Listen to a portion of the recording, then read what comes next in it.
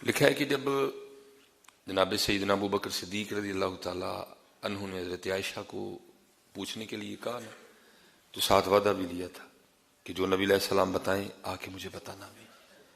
یہ واپس آئی ہیں، آ کر کہتی ہیں، عرض کرتی ہیں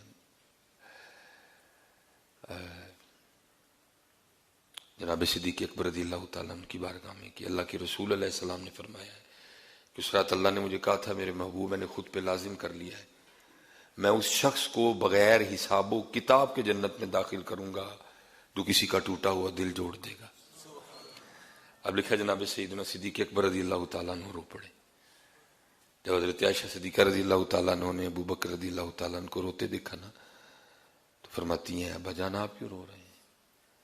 آپ تو دل جوڑنے والوں میں ہیں، آپ تو دل جوڑنے والوں میں، آپ کیوں رو رہے ہیں؟ آپ نے فرمایا عائشہ تو نے تصویر کا ایک رخ دیکھا ہے، دوسرا نہیں دیکھا۔ نبی علیہ السلام فرما رہے ہیں اللہ نے کہا تھا اس رات محبوب میں نے خود پہ لازم کر لیا ہے، اس شخص کو بغیر حساب و کتاب کے جنت میں داخل کروں گا جو کسی کا ٹوٹا ہوا دل جوڑ دے گا۔ عائشہ اگر ٹوٹا ہوا دل جوڑنے پہ اتنا بڑا انعام ہے تو پھر جو دل توڑے گا پھر اس پہ اللہ کتنا ناراض ہوگا۔ اگر دل جوڑنے پہ اتنا بڑا انعام مل رہا ہے تو جو دل توڑے گا عائشہ یہ بھی سوچو پھر اس سے اللہ کتنا ناراض ہوگا، پھر اس کی سزا کیا ہوگی۔ اس لیے حضرت جی بڑا تقریباً دل اس سے ٹوٹتے ہیں، جب اس کا استعمال ٹھیک نہیں نہ کرتے پھر بہت بہت کچھ ہوتا ہے۔ اس کی بڑی حفاظت کرنا، اس کی بہت حفاظت کرنا ہے۔ کوئی ایسا جملہ، کوئی ایسا فکرہ جو کسی کا دل توڑ دے نہیں۔ اسی لیے تو حضرت جی وہ والا جو اسلام ہے نا وہ اب نظر نہیں آتا حضرت۔ اب اسلام ہے، محفلیں بہت بہت بڑی ہیں، بہت بہت کچھ ہو رہا ہے، لیکن وہ اسلام ہے۔ لکھا ہے محبوب علیہ السلام کے ایک صحابی تھے بڑے غریب۔ اب اس کا یہ مطلب تو نہیں ہے کہ غریب محبت نہیں کر سکتا، محبت کر سکتا ہے، اور ان کو بھی نبی علیہ السلام سے بڑی محبت تھی۔ اب انہوں نے دیکھنا کہ جو امیر صحابہ ہے نا وہ نبی علیہ السلام کی بارگاہ میں تحائف پیش کرتے تھے۔ کسی نے آتے ہوئے کھجوروں کی ٹوکری لے آنی، کوئی آیا تو وہ اپنے علاقے سے انجیر لے کے آدر ہوئے، کسی نے آنا تو اس نے شہد لے آنا۔ اب وہ تھے بڑے غریب، اب دل ان کا بھی چاہتا تھا کہ میں بھی اللہ کے رسول علیہ السلام کی بارگاہ میں کوئی تحفہ پیش کروں۔ پہلے تو یہ تھا کہ تحفہ پیش کیا کروں، اب انہوں نے ذہن بنایا کہ انگور جو ہے نا وہ نبی علیہ السلام کی بارگاہ میں بطور تحفہ پیش کرنا ہے۔ اب تھے غریب، آمدن بہت کم تھی، تھوڑے تھوڑے پیسے جوڑنے شروع کیے اور اتنے پیسے اکٹھے کر لیے کہ جس سے انگور خریدے جا سکے۔ بازار گئے، انگور خریدے۔ اب کیونکہ پیش کر رہے تھے نبی علیہ السلام کی بارگاہ میں، تو جس کو ہم اپنی پنجابی میں کہتے ہیں نا کہ جھوٹے نہیں کرنے ہیں، انہوں نے چیک نہیں کیے کہ انگور میٹھے بھی ہیں کہ نہیں ہیں، تو نبی علیہ السلام کے لیے تھے، انگور خرید لیے انہوں نے۔ نبی علیہ السلام اس وقت مسجد نبوی شریف میں جلوہ گر تھے، صحابہ حاضر خدمت تھے، انہوں نے آ کر نبی علیہ السلام کی بارگاہ میں انگوروں کا تحفہ پیش کیا، محبوب یہ قبول فرما لیں۔ نبی علیہ السلام نے قبول فرمائے۔ آپ نے اس میں سے ایک انگور توڑا، اس کو تناول کیا، پھر آپ نے ایک اور انگور توڑا، اس کو بھی تناول کیا، پھر ایک اور انگور توڑا، اس کو بھی تناول کیا، یہاں تک کہ جتنے انگور تھے اللہ کے محبوب نے تنہا ہی تناول فرما لیا۔ اب حضرت جی ہم میں دنیا دار،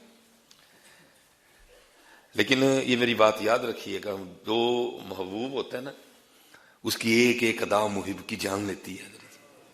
سامنے حضور کے محب بیٹھے تھے، عاشق بیٹھے تھے سارے، ان کی جان نکل رہی تھی، کیونکہ نبی علیہ السلام کا طریقہ مبارک یہ نہیں تھا کہ کسی چیز کو تنہا تناول کرنا یا تنہا نوش کرنا۔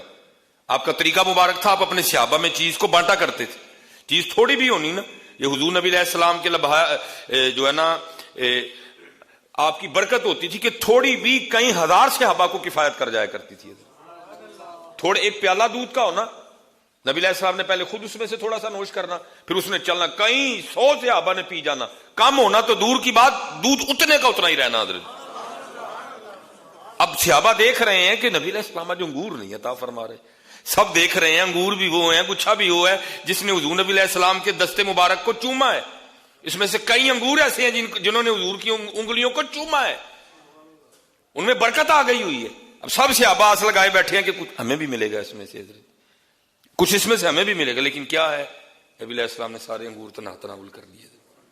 وہ صحابی بڑے خوش ہوئے، کیسا تحفہ قبول ہوا. قبول بھی فرمایا، پھر سارے انگور کھائے بھی اکیلے ہی. اتنے پسند آئے محبوب کو میرے انگور، کسی کو نہیں دیے، اکیلے کھائے میرے انگور سارے کے سارے. وہ اجازت لے کے چلے گئے. اب جو صحابہ تھے وہ عرض کرتے ہیں محبوب کوئی خطا ہو گئی ہے؟ فرمایا نہیں. عرض کی محبوب پہلے کبھی اس طرح نہیں ہوا، کوئی چیز آئی ہو تو محبوب نے غلاموں کو عطا نہ فرمائی ہو. آج پہلی بار اس طرح ہوا ہے کہ سارے کے سارے انگور آپ نے تناول کر دیے. ہم تو گھبرا گئے، کہیں اللہ کا رسول ہم سے ناراض تو نہیں ہو گئے، کہیں اللہ کا رسول ہم سے ناراض تو نہیں ہو گئے. آپ نے فرمایا نہیں، ناراضگی کی کوئی بات نہیں، اصل میں میرا یہ صحابی بڑا غریب ہے، اس کا جی چاہتا تھا مجھے کچھ تحفہ پیش کرے. تو اس نے بڑی مشکل سے پیسے اکٹھے کیے، بازار سے انگور خریدے، لے کے آیا. کیونکہ انگور میرے لیے لایا تھا، اس نے چکھے نہیں کہ انگور کھٹے ہیں کہ میٹھے ہیں. جب میں نے پہلا انگور کھایا تو وہ کھٹا تھا، جب دوسرا کھایا وہ بھی کھٹا تھا، جب تیسرا کھایا وہ بھی کھٹا. میں سمجھ گیا اب سارے ہی انگور کھٹے ہیں. تمہیں اس لیے نہیں دیے، اگر تمہیں دیتا تو ہو سکتا ہے کھاتے ہوئے تمہارے چہروں کے زاویے بدلتے، یا تم میں سے کوئی بول ہی پڑتا ہے کھٹے انگور لائے ہیں، وہ تو دل ٹوٹ جانا ہے، اس کا تو دل ٹوٹ جانا تھا. میں نے صرف اس کا دل رکھنے کے لیے سارے کھٹے انگور تناول کر لیے. وہ نبیوں میں رحمت لقب پانے. اب ہمارے بچے بدتمیز ہیں حضرت، اور ہم پتہ کہ نہیں بولڈ نے بڑے بدتمیز نے حضرت، کوئی ادب لحاظ نہیں ہے ہمارے بچوں کو، اور ہم بڑے خوش ہیں.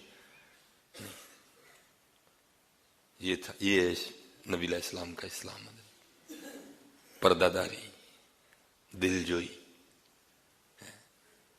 سارے کھٹے انگور اللہ کے محبوب نے تناول کر لیا. وہ نبیوں میں رحمت لقب پانے والے، مرادیں غریبوں کی بھر لانے والے، وہ اپنے پرائے کا غم کھانے والے. اتر کر ہیرا سے سوئے قوم آیا، ایک نسخہ کی میاں ساتھ لایا. آؤ یار